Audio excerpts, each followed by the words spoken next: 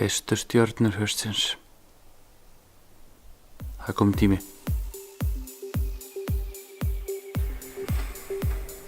Ég alltaf svolítið hræddur að tala þetta vegna þess að í hvers geti ég nefnið þetta þá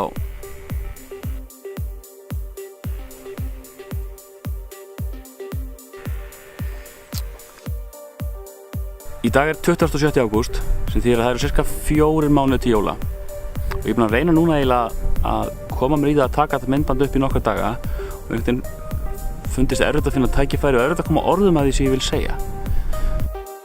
Ég langar bara að tala aðeins um jólin.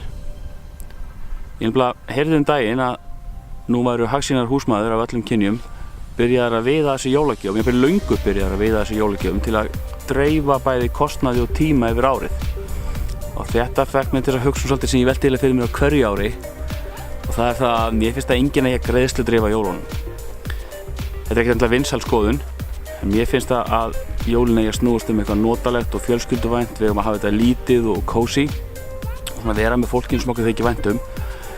og eiginlega gera það sem við segjum það alltaf að gera, það sem við segjum til dæmis við börnin okkar að hamingjan felist í því að verja tíma með fjölskyldunum sínu og sínu nánustu.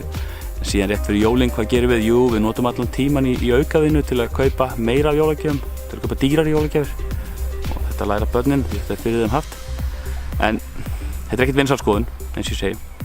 og þegar ég byrja að tala um þessa hluti þá er alltaf einhverjir sem hafa virkilega gaman að því að stunda jólahaldið og þetta er bara virkilega áhugamál fyrir þeim og það er allt í lagi, ég er ekki að tala um það fólk og það fólk bara vill kannski eyða fullt af peningum í þetta en svo alveg til fólk sem kannski tekur þetta áhugamál aðeins lengur heldur en áhugamál en allavega alltaf til fólk sem byrjar að gagnrýna það að ég hafi þessa skoðun fólk má alveg vera ósammála mér, það er ekki vandinn en mér finnst þú að leiðilegt að kannski þess að ég viðra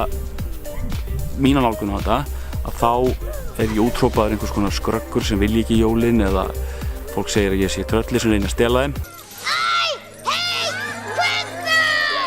Þetta er bara ekki satt, ég bara kæri mig ekki þessi kapitalísku öfgajól því það er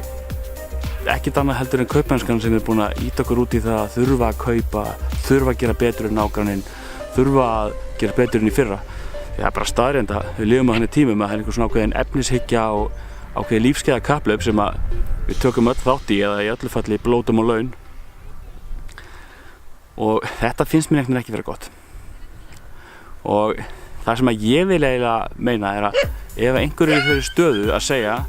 ég byrja að kaupa jólagjafirnar mínar í maí til að dreifa því þá ætti fólk að stoppa, þetta staldra við og hugsa frekar ætti kannski að gefa færri ætti kannski að gefa ódýrari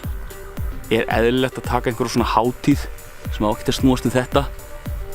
ég veit sem ekki hvað hann á að snúast um, ég er alveg saman um það en hún á ekki að snúast um þetta er eðlilegt að taka það og búa til fullt af fjárhagsáhyggjum eða vandræðum út af henni getum við ekki öll og viljum við ekki öll nota tíman okkar og peningana í eitthvað annað, eitthvað betra þannig ég held að við eigum að gera svona sáttmála við fólkið í kringum okkur í samfélaginu við ættum að semjum það að gefa minna og gefa færum því við verðum að semjum þetta því að samfélagi segir okkur auðvitað ef að ég gef þér þá verður þú að gefa mér og svo framvegis þannig að það myndar svona eins konar jólagjafa vígbúnaðar kapphlaup og við verðum auðvitað semja til að fara í þessar afvopnunar viðræður en þannig að ég held allavega að það sé mikilvægt að við tökum þessu umræðu við fólki kringum okkur og reynum að hörfa tilbaka hættum kaupi vittleysunni gerum virkilega sem okkur langar til að gera ekki það sem okkur finnst við þurfa að gera við þurfum ekki að baka 20 sortir Gleðileg jól